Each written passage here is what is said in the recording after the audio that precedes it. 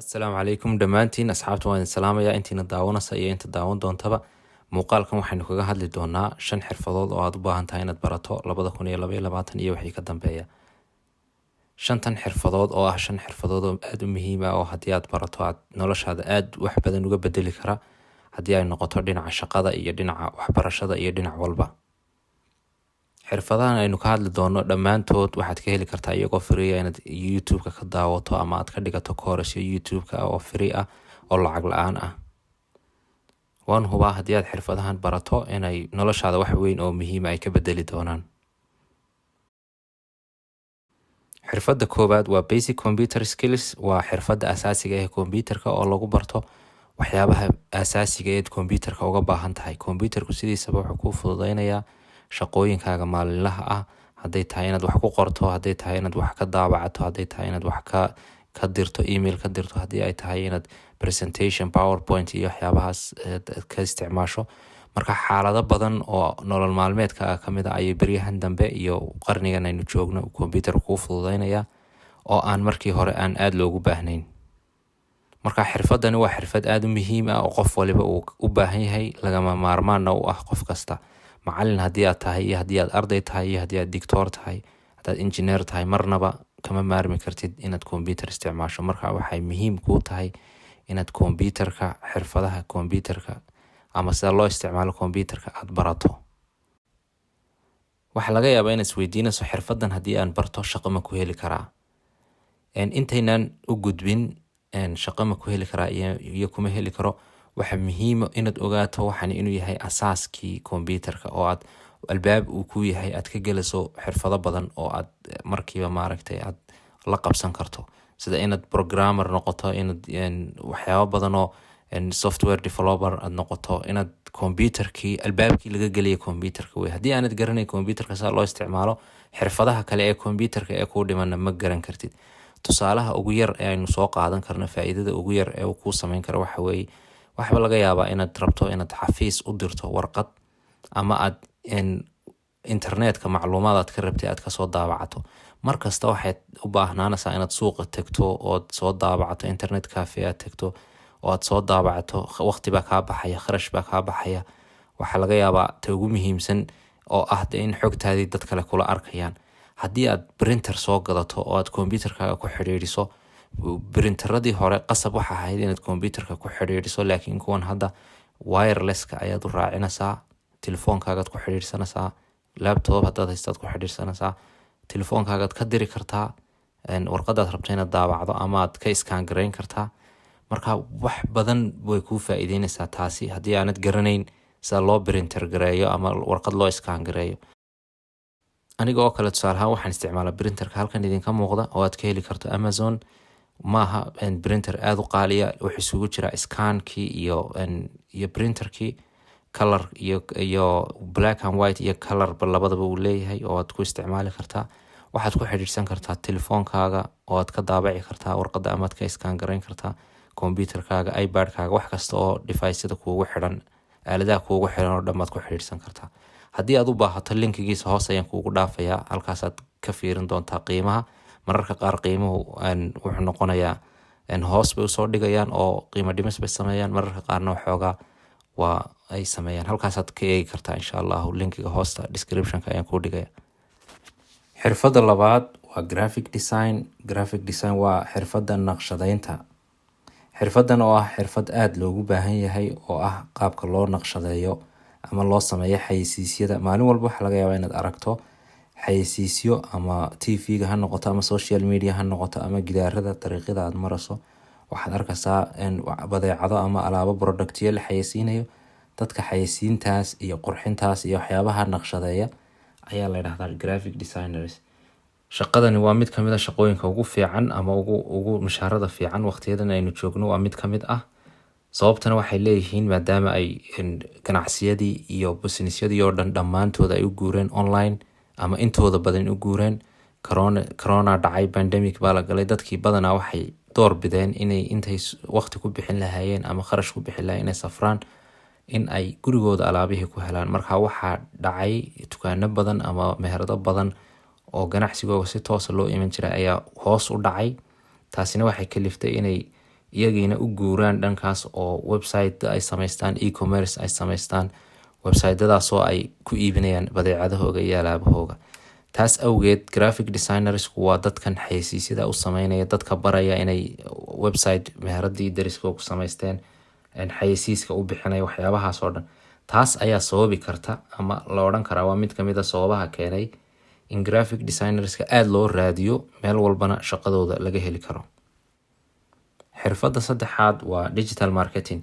maadaama aynu nidhi ganacsiga wuxuu u guuray ama uu noqdayba badankiisii online, waxaa aada loogu baahday in la sameeyo website-o e-commerce ah kuwaasoo lagu gadayo alaabaha.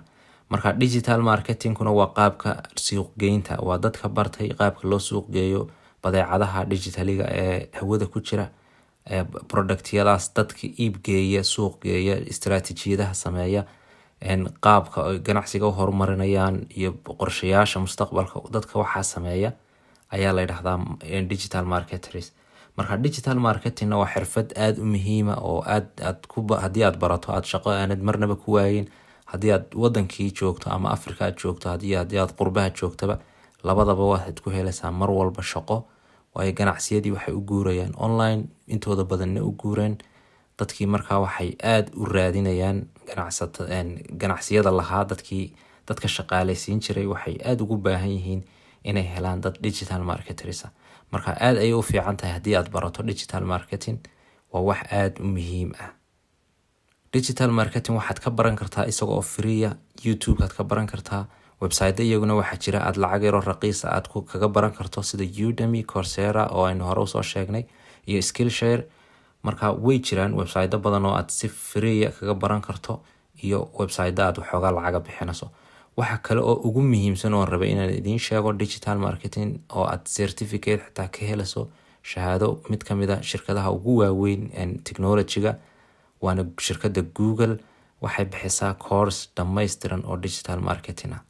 markaas kaasna linkigiisa insha Allah hoosta ayaan idiin dhigaya qaybta description-ka. halkaas ayaad iska diiwaan gelinaysaa. Gmail haddii aad leedahay, Gmail-kaagaas kuugu furmaya, saasaad maaragtay course-ka ku bilaabanaysaa. keliya halkaa course maaha, course-yo badan ayay Google ku bixiyaan oo free ah, oo lacag la-aan ah, oo aad adigoo gurigaaga jooga baran karto waqtiga aad firaaqada leedahay. linkigana insha Allah hoostaad ka fiirin doontaan. xirfadda afraad waa social media marketing. social media marketing waa mid kamid a xirfadaha iyaguna hadda waqtigan la joogo aada loogu baahan yahay.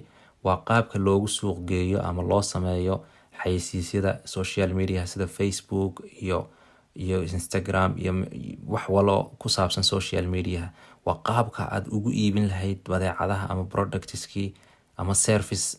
ganacsigu waa laba midun, inuu service yahay uu adeeg bixinayo, iyo inuu product yahay oo physical product oo wax la taaban karo ah, oo tusaale ahaan alaabo aad dalbato ama aad sii iibinayso. marka labadaba social media marketing waa loo baahan yahay, waayo dadka badankiisu social media ay isticmaalayaan si macaamiisha loo gaadho ama productyadii ay u iibsadaan ama servicekii ay u isticmaalaan. waxaa loo baahan yahay dad xirfadan yaqaana oo iibgeyn kara. marka sida xirfadaha kaleba barasho kaaga baahan yihiin ayay social media marketingkuna ugu baahan yahay inaad barato. keliya maaha intaad page samayso haddana ka tagto dadna iska soo like gareeyaan ama kusoo follow gareeyaan. taas macnaheedu maaha, intaas kuma koobna keliya. dadku waxaad arkaysaa badanaa waxay sameeyaan page bay sameynayaan, kadib saasay kaga tegayaan. dad badan baana kusoo xidhmeeya, waxbana kuma hayaan, sawiray soo dhigayaan, waxba iska soo dhigdhigayaan, hadhowna siyaasad iyo arrimahan wax faa'iido ugu jirin bay soo dhigayaan.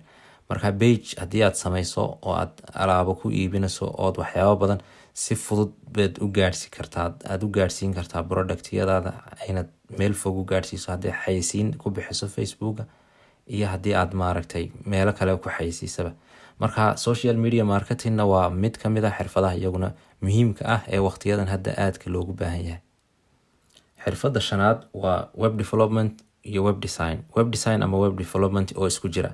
haddii aad labadooda barato wanaagsan, haddii aad midkood baratana iyadana waa okay. sidii aynu hore usoo sheegnay, maadaama aynu nidhi ganacsiyadii waxay u guureen online, oo online baa wax walba hadda lagu kala gataa ama lagu kala iibsadaa. dadkiina waxay door bidayaan inay alaabtii ay dalbadeen ay gurigooda ku helaan iyagoon waqti iyo kharash iyo safar aanu gelin. marka waxaa aada loogu baahday dad sameeya website-dada ama naqshadeeya.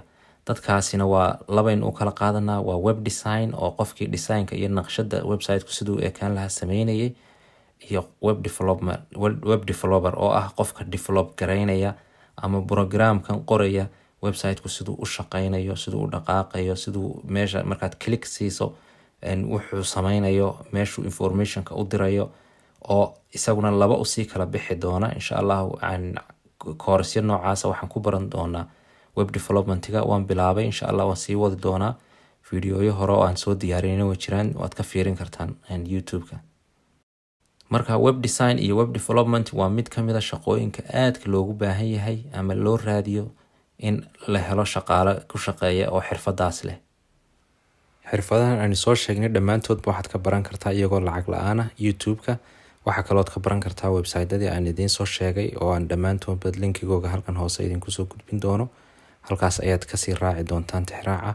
waxaa kalood kala socon kartaan course aan bilaabay oo ah sida loo sameeyo website-dada ama web development, kaasoo aan qaybo kamid a aan hore usoo gudbiyey. inta kalena insha Allah halkaan kasii wadi doono. intaynu ku kulmi doono muuqaalkan oo kale insha Allah waxaan idinkaga tegayaa nabadgelyo.